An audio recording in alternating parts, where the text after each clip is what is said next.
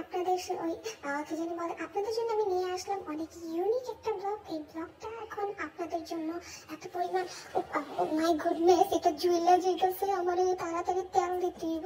যাই হোক, এই ব্লগটার মধ্যে আপনারা অনেক কিছু শিখতে পারবেন, কিভাবে কি করে।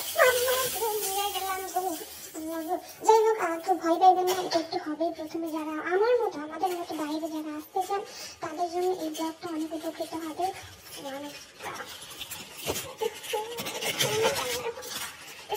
এই ব্লগের মধ্যে আমি তো কাটতে পারতেছি না, এখন বুঝতে আরেক হাত দেখুন আমার সব সিক্রেট আপনারা জেনে ফেলবেন। এই জিনিসটা আপনাদের জন্য যে উপকারী একটা জিনিস হবে, এইটা আপনাদের সবার জন্য অনেক বেশি প্রয়োজনীয় খাবার হয়ে উঠেছে। যারা আগ্রহে আসার চিন্তা করতেছেন, ভাইয়া দেখানো, তাদের জন্য এই জিনিসটা এখন এত বেশি উপকারী।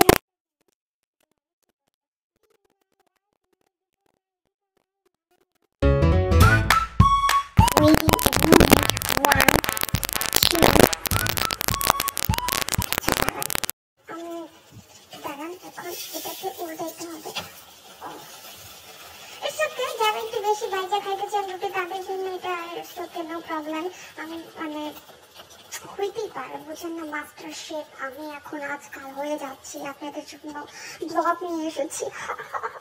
এটা ভাবলেই তো আমি অনেক, মানে আমার যারা আত্মীয় স্বজন আছে তারা না আমার ব্লগটা দেখে ওইখানে মানে 2 দিন পর্যন্ত অঙ্ক নিয়ে থাকবো যে ওরা আবার রান্না বান্না করতেছে। যাই হোক, সত্যি ব্যাপার না, মানুষ লাইফে অনেক কিছু শিখে, আমি অনেক কিছু শিখেছি।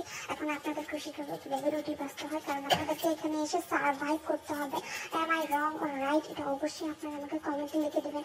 আই নো আমি রাইট, আপনাদের ভালোবাসা দরকার, কমেন্ট দরকার নেই আমার, ফাইন।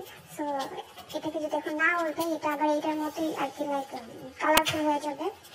সো আজকের জন্য এতটুকু। ভালো থাকবেন, সুস্থ থাকবেন, এবং এয়ারপোর্টে আসার জন্য লাফালাফি করলে অবশ্যই কিভাবে রুটি বাঁচতে হয় সেটা শিখে আসবেন।